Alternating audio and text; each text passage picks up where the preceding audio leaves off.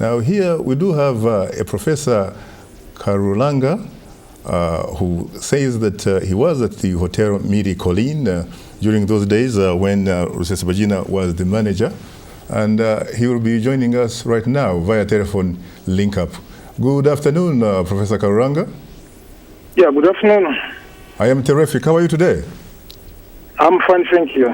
Yeah, we had, of course, hoped to get Senator Odette Nyiramirimo from the Rwandan capital, Kigali, a lady that also happened to be at Hotel Mille Collines, and a lady, in fact, that accompanied Rwandan President General Paul Kagame the last time he addressed a press conference here in 2006. I remember she was seated just not very far from him, and of course he did point to her that, you know, this is the woman who can tell you what this man did and what he didn't do.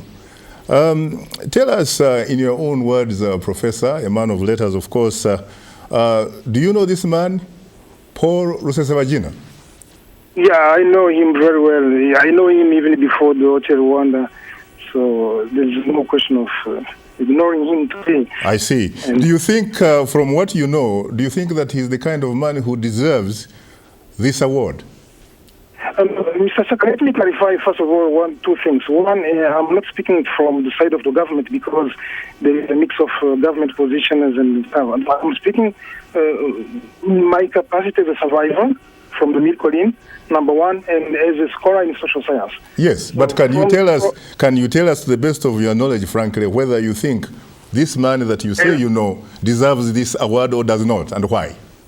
He doesn't deserve the award for us as survivors. And because the Mille Collines, the Hotel Rwanda, was an area which was protected by forces beyond his control. It was protected by the UN, it was protected by the international community, it was a kind of safe haven for refugees. And he came in place to protect those who had already in, number one. Number two, once he was in, we got so much support from the UN. The UN officer, the UN military was living with us inside the rooms. The APC was guarding the hotel outside. So for us as survivors, there's no question of rewarding him for protecting people because the protection was provided by somebody else.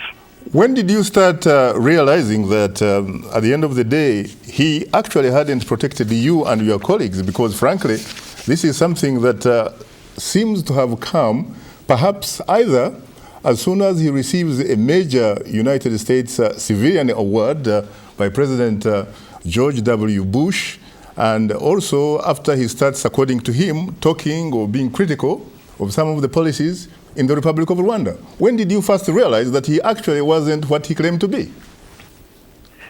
Since the day the movie was released, we questioned the media. We went against the publicity. We, of course, believed it was a good thing to tell the world about what happened in Rwanda. But the fiction inside the movie, the facts which were distorted, we were against those facts since day one. Now, from a social science perspective, if you take the movie, if you take the people who participate in the scenario, how many people participate in the scenario? How many people were interviewed? How representative were they of the 1,200 refugees? Now, Mr. Karuranga, Dr. Karuranga, you are a very intelligent man, a very highly educated man. You are also a professor who has a responsibility to teach young people.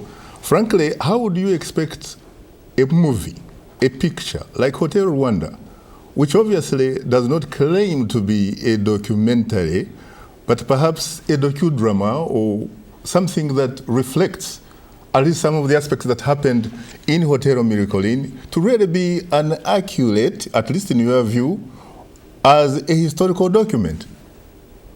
The historical document is based on the movie, and the movie is based on both facts and fiction.